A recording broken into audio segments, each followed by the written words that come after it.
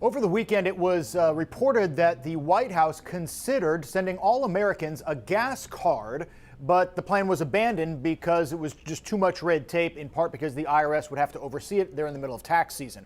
But three House Democrats, none from the state of Washington, proposed an alternative: checks, just like the stimulus checks that we all got over the last year or so.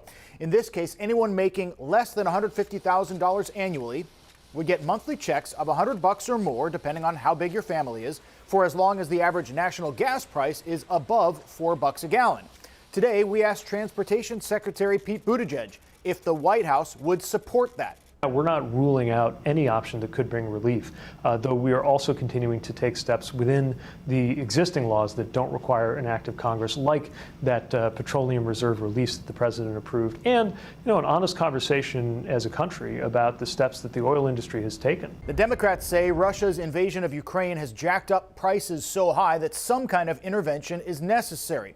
Secretary Buttigieg told us for most Americans, transportation is the second biggest part of the family budget after housing. When you have a significant oil-producing country go to war, as happened with Russia, that is going to lead to pressure on prices. And since that war began, we've seen an escalation to the tune of about $1.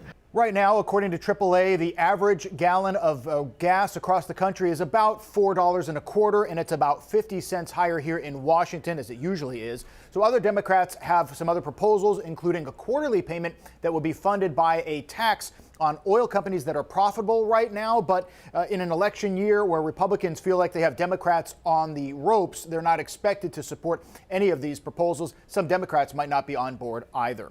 From the King 5 Newsroom, I'm Steve Bunin.